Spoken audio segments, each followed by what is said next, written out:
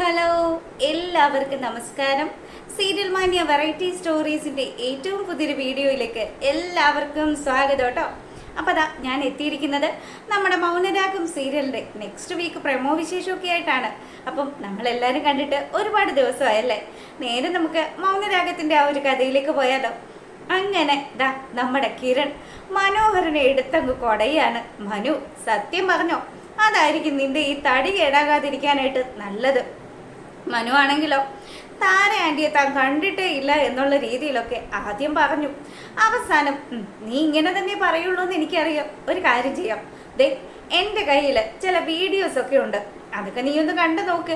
അതിനുശേഷം നീ പറയണം നിനക്ക് താരാൻറ്റിയെ നീ കണ്ടിട്ടില്ലെന്നും നിനക്കിതിലൊന്നും ഒരു പങ്കില്ലെന്നും. അപ്പം മനു പേടിച്ചിങ്ങനെ വിറച്ച് നിൽക്കുന്ന ആ ഒരു സമയത്ത് കിരൺ തൻ്റെ ഫോൺ എടുത്തുകൊണ്ട് വന്നിട്ട് ആ വിഷ്വൽസ് CCTV ഫുട്ടേജ് ഫുള്ളും നമ്മുടെ മനോഹരനെ കാണിക്കുകയാണ്. അങ്ങനെ ദാ മനു ഞെട്ടിത്തരിച്ച് എന്ത് പറയണം, അത് കിരണിന് മുന്നിലാണ്. കിരണിൻ്റെ ആ ഒരു മസിലിന് മുന്നിൽ നമ്മുടെ മനു തോറ്റു തുന്നം പാടിയിട്ടുണ്ടല്ലോ പല പ്രാവശ്യം. അതുകൊണ്ട് തന്നെ അവൻ നല്ലതുപോലെ പേടിച്ച് വരണ്ട് നിൽക്കുമ്പം ഇനി നീ പറയടാ, നീ താരാൻറ്റിയെ കണ്ടിട്ടില്ല എന്ന്. എൻ്റെ പൊന്നു കിരൺ സാറെ, എന്നെ ഒന്നും ചെയ്യരുത്, എനിക്കൊരു അബദ്ധം പറ്റിപ്പോയതാ. ഞാൻ സാറിനോട് സത്യങ്ങളൊക്കെ പറഞ്ഞാൽ ശാരി ആൻറ്റി അവർ പ്രശ്നം ഉണ്ടാക്കും, അതുകൊണ്ട് മാത്രം ഞാൻ മറച്ചു വെച്ചതാണെന്നൊക്കെ ഇവ നല്ല പുളുവൊക്കെ ഇങ്ങനെ തട്ടി വിടുകയാണ്. ഈ സമയത്താണെങ്കിലും കിരൺ പറഞ്ഞു, ശരിക്കും എന്താ സംഭവിച്ചത്, കാര്യങ്ങളെല്ലാം വള്ളി പുള്ളി വിടാതെ ഇപ്പം തന്നെ നീ എന്നോട് പറയണമെന്ന് പറഞ്ഞു. അത് സാറേ, ഇനി ഇതിൻ്റെ പേരിൽ എന്തെങ്കിലും പ്രശ്നം ഉണ്ടാകുമെന്ന് ചോദിച്ചപ്പം ഇത് പറഞ്ഞില്ലെങ്കിലാണ് നിനക്കുള്ള അടി കിട്ടാൻ പോകുന്നത്.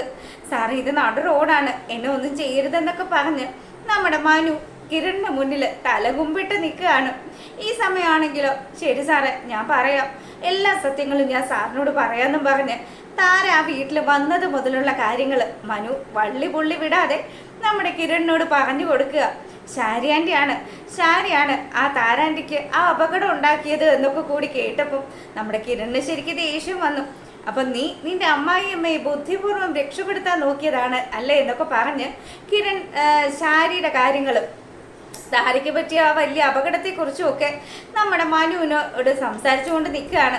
അപ്പം മനു പറഞ്ഞു, എനിക്കൊരു അബദ്ധം പറ്റിപ്പോയി, ആ സമയത്ത് ഞാൻ അവരെ സഹായിച്ചില്ലായിരുന്നെങ്കിൽ അവർ മറ്റെന്തെങ്കിലും ഒരു കടുങ്കൈ ചെയ്തേനെ, ഞാനാണ് ആ ബോഡി കൊണ്ടുപോയി വഴിയിൽ ഉപേക്ഷിച്ചത് എന്ന് കൂടി മനു ഇങ്ങനെ പറയുക.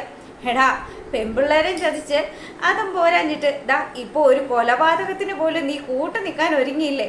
ആ ആൻറ്റിക്ക് എന്തെങ്കിലും സംഭവിച്ചിരുന്നെങ്കിലോ ഞങ്ങളെല്ലാവരും കൂടി തിരുവോണം ഉണ്ണാൻ ഇരുന്നതാണ്, അതിനിടയ്ക്കാണ് നീയൊക്കെ കൂടി താരാൻറ്റി ഈ അവസ്ഥയിലാക്കിയത് എന്നൊക്കെ പറഞ്ഞ് നമ്മുടെ കിരൺ ഇങ്ങനെ ഇമോഷണലായിട്ട് മനുവിനെ എടുത്ത് പെരുക്കാൻ തുടങ്ങുന്ന ആ ഒരു സമയത്ത് മനോഹരൻ പറഞ്ഞു, എൻ്റെ പൊന്നു സാറേ, എന്നെ ഒന്നും ചെയ്യരുത്, എനിക്ക് തെറ്റുപറ്റിപ്പോയി, ഞാൻ എവിടെ വേണമെങ്കിലും വന്ന് സാക്ഷി പറയാമെന്നൊക്കെ പറഞ്ഞു.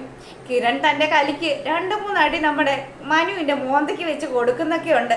അങ്ങനെ മുഖത്തിൻ്റെ ഷേപ്പൊക്കെ മാറി മനു ആണെങ്കിൽ അവിടുന്ന് രക്ഷപ്പെട്ടു വരികയാണ്. പിന്നീട് വീട്ടിലെത്തുന്ന സമയത്താണെങ്കിലോ സരയും മനുവിൻ്റെ മുഖത്തെ ആ ഒരു പാടൊക്കെ കാണുമ്പോഴത്തേക്കിനും മനുവിനോട് ചോദിച്ചു, മനുവേട്ടാ, എന്ത് പറ്റി നിങ്ങൾക്ക്, നിങ്ങളുടെ മുഖത്ത് എന്തോ ഒരു പാടൊക്കെ കിടക്കുന്നുണ്ടല്ലോ, എന്തെങ്കിലും ആക്സിഡൻ്റ് ഉണ്ടായോ എന്ന് ചോദിക്കുക.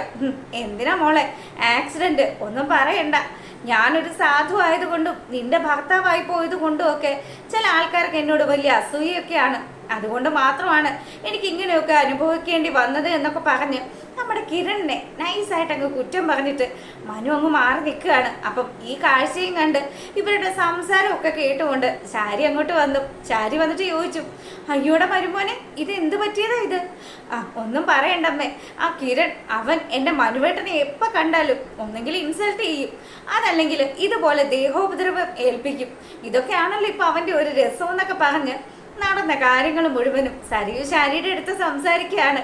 അപ്പം ശാരി പറഞ്ഞു, മോനെ, നിനക്ക് നല്ല വേദന ഉണ്ടോ, നമുക്ക് ആശുപത്രി പോകണമെന്നൊക്കെ ചോദിക്കുമ്പം കുഴപ്പമില്ലമ്മേ, ഇതൊക്കെ പുള്ളിക്കാരനെ സംബന്ധിച്ചിടത്തോളം ശീലമായിട്ടുള്ള കാര്യങ്ങളാണല്ലോ, അതുകൊണ്ട് തന്നെ ആ വേദന ഒക്കെ കടിച്ചമർത്തി പിടിച്ച് മനു ഇങ്ങനെ നിൽക്കുകയാണ്. മനുവിനോട് സരയു പറഞ്ഞു, മനുവേട്ടാ, ഞാനൊരു കാര്യം ചെയ്യാം, ഞാൻ ഇച്ചിരി വെള്ളമൊക്കെ ചൂടാക്കി ഒന്ന് പിടിച്ചു നോക്കാം, എങ്ങനെയാകുമെന്ന് അറിയത്തില്ല, എന്നാലും വേദനയ്ക്കൊക്കെ ഒരു കുറവുണ്ടായാലോ എന്നും പറഞ്ഞ് അവൾ വെള്ളം ചൂടാക്കാൻ പോകുന്ന ആ ഒരു സമയത്ത് ശാരി നമ്മുടെ മനുവിനോട് കാര്യങ്ങളൊക്കെ ചോദിച്ചു. അതെ, എന്താ മോനെ സംഭവിച്ചത്? കിരൺ അങ്ങനെ നിന്നെ വെറുതെ തല്ലുവൊന്നും ഇല്ലല്ലോ. ഞാൻ ഇപ്പൊ ഈ കിട്ടിയതേ ആന്റിയുടെ പേരിൽ കിട്ടിയ തല്ലാണെന്ന് പറഞ്ഞു. എടാ മോനെ, നീ എന്താ പറയുന്നത്? അതെ, കിരൺ ഇന്ന് എന്നെ വന്ന് കണ്ടിട്ട് സകല കാര്യങ്ങളും അവൻ എന്നോട് പറഞ്ഞു. അവൻ്റെ കയ്യിൽ CCTV ഫുട്ടേജ് വരെ അവൻ എന്നെ കാണിച്ചു തന്നു. അതിൽ നിന്നൊക്കെ എന്താ ആൻറ്റി ഞാൻ ചെയ്യേണ്ടത്? ദേ, അവനോട് കള്ളത്തരം പറഞ്ഞതിനാ അവൻ എൻ്റെ മോന്ത ഈ ഷേപ്പിലാക്കിയത്. എനിക്ക് അവനെ തിരിച്ചു തല്ലാനായിട്ടുള്ള കഴിവില്ലാത്ത കൊണ്ടൊന്നും അല്ല. പിന്നെ വകയിൽ അവൻ എൻ്റെ ഒരു അളിയനായി പോയല്ലോ എന്ന് ആലോചിച്ച് മാത്രമാണ് ഞാൻ അവനെ വെറുതെ വിട്ടതെന്നൊക്കെ പറഞ്ഞ് ഇവൻ ഭയങ്കരമായിട്ട് ഇങ്ങനെ സംസാരിച്ചുകൊണ്ട് നിൽക്കുമ്പോൾ ശാരിയാണെങ്കിലോ, ഞാൻ കാരണമല്ലേ മോനെ. ഇനി ഇതൊന്നും അല്ല വരാൻ പോകുന്ന പ്രശ്നം. അതെ, ഇനി കിരണിനൊപ്പം നിന്ന് ബാക്കി ചില ആൾക്കാരും കൂടി, അതായത് നമ്മളെ സഹായിച്ച ആൾക്കാരുണ്ടല്ലോ, അവർ തിരിഞ്ഞു നിന്ന് കിരണിനോടൊപ്പം ചേർന്ന് കഴിഞ്ഞാൽ പിന്നെ തീർന്നു. നമ്മൾ വിചാരിക്കുന്ന പോലെയൊന്നും അല്ല കാര്യങ്ങൾ, എല്ലാം അതിനപ്പുറത്തെ കാര്യങ്ങളായി പോവും. അതുകൊണ്ട് കൈവിട്ട് പോവുകയാണ് എന്ന് എനിക്കൊരു സംശയം ഉണ്ടെന്നൊക്കെ പറഞ്ഞ് പൈസ നമ്മൾക്ക് അവർക്ക് കൊടുത്തില്ലെങ്കിൽ പിന്നെ അവരിനി അതിൻ്റെ പേരിൽ എന്തെങ്കിലും വിഷയം ഉണ്ടാക്കുമെന്നൊക്കെ പറഞ്ഞ് നമ്മുടെ ശാരിയോട് കുറച്ചുകൂടെ പൈസയുടെ കാര്യമൊക്കെ മനു ഇങ്ങനെ സൂചിപ്പിക്കുക. മോനെ, നീ വിഷമിക്കുമൊന്നും വേണ്ട. ദേ, ഞാൻ എന്ത് വിറ്റിട്ടാണെങ്കിലും പൈസ നിന്നെ ഏൽപ്പിക്കാമെന്നും പറഞ്ഞ് ശാരിയാണെങ്കിലോ ദേ മനുവിന് വാക്ക് കൊടുക്കുക. പിന്നീട് നമ്മളെ കാണിക്കുന്നത് പ്രകാശനെയാണ്. അപ്പൊ പ്രകാശൻ നമ്മുടെ ദീപയുടെ അടുത്ത് പോയിട്ട് ഭയങ്കര ഡയലോഗുകളൊക്കെ അടിച്ചല്ലോ. അപ്പം ദീപ പുഷ്പം പോലെ പ്രകാശനെ അങ്ങ് വലിച്ചെറിയുകയും ചെയ്തു. എന്നിട്ട് പ്രകാശനോട് പറഞ്ഞല്ലോ, ഇനി ഡിവോഴ്സ് വേണോ അത് തരണോ വേണ്ടിയോ എന്നുള്ള കാര്യമൊക്കെ ഞാൻ ആലോചിച്ചോളാം. എന്തായാലും നിങ്ങൾ ഇതിൻ്റെ പേരിൽ കുറേ നാൾ എൻ്റെ പിന്നാലെ നടക്കേണ്ടി വരുമെന്നൊക്കെ ഇവള് പറഞ്ഞതൊക്കെ ആലോചിച്ച് പ്രകാശം വലിയ ധർമ്മസങ്കടത്തിൽ ഇരിക്കുമ്പോഴാണ് കാർത്തികയുടെ വരവ്. എന്താ ഇത്ര ആലോചന എന്ന് ചോദിക്കുമ്പോൾ ഒന്നുമില്ല മോളെ, അവളുടെ അടുത്ത് പോയി നാണം കെട്ട കാര്യം അത് ആലോചിക്കുകയാണ് എന്നൊക്കെ പറഞ്ഞു. അപ്പൊ ഇവരിങ്ങനെ സംസാരിച്ചുകൊണ്ട് നിൽക്കുമ്പോഴത്തേക്കിനും ലക്ഷ്മി അമ്മയുടെ കോള് നമ്മുടെ കാർത്തികയ്ക്ക് വരുവാണ്. അങ്ങനെ കാർത്തിക ഫോൺ എടുത്തിട്ട് അമ്മയോട് സംസാരിച്ചു. അപ്പൊ അമ്മ പറഞ്ഞു, മോളെ ഞാൻ ഇന്ന് ഓഫീസിൽ എത്തുന്നുണ്ട്, അപ്പം തക്ക സമയത്ത് അവൻ അവിടെ എത്തിക്കുകയാണെങ്കിൽ ഞങ്ങൾ തമ്മിൽ മീറ്റ് ചെയ്യാനുള്ളൊരു സിറ്റുവേഷൻ അവിടെ വെച്ച് ഉണ്ടാകുമെന്നൊക്കെ പറഞ്ഞു. അപ്പൊ എല്ലാം നമ്മൾ പറഞ്ഞതുപോലെ എന്നും പറഞ്ഞ് ഇവള് ഫോൺ വെച്ചതിന് ശേഷം പ്രകാശിനോട് പറഞ്ഞു, അച്ഛൻ ഇങ്ങനെ ആ ദീപ പറഞ്ഞ കാര്യങ്ങളും ആലോചിച്ച് വിഷമിച്ചിരിക്കേണ്ട ആവശ്യമൊന്നുമില്ല. ദേ, ഞാനൊരു കാര്യം പറഞ്ഞേക്കാം, അച്ഛൻ എത്ര സങ്കടത്തിലാണ് ജീവിക്കുന്നതെങ്കിലും അച്ഛന് താങ്ങായിട്ടും തണലായിട്ടും ഒക്കെ എൻ്റെ അമ്മ അച്ഛൻ്റെ പങ്കാളിയായിട്ട് വരാമെന്ന് പറഞ്ഞില്ലേ. പിന്നെ അച്ഛൻ എന്തിനാ?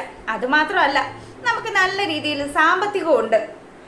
അതുകൊണ്ട് തന്നെ നമ്മൾ ഉദ്ദേശിക്കുന്ന രീതിയിൽ തന്നെ കാര്യങ്ങളൊക്കെ വരുമെന്നും പറഞ്ഞ് ഇവള് നമ്മുടെ പ്രകാശനെ നല്ല രീതിയിൽ ഇങ്ങനെ സംസാരിച്ച് അവളുടെ വശത്താക്കാക്കുകയാണ്. അപ്പൊ ഈ സമയം പ്രകാശനാണെങ്കിലോ, മോളെ അതൊക്കെ ശരി തന്നെയാണ്, പക്ഷേ ദീപയ്ക്ക് ഭയങ്കര അഹങ്കാരമാണ്. ഇപ്പൊ അവളുടെ മകള് അങ്ങ് ഡൽഹിയിലൊക്കെ പോയി വലിയ പുരസ്കാരമൊക്കെ വാങ്ങിച്ചില്ലേ, അതിന്റെ ഒരു തള്ളുമൊക്കെ ഉണ്ട്.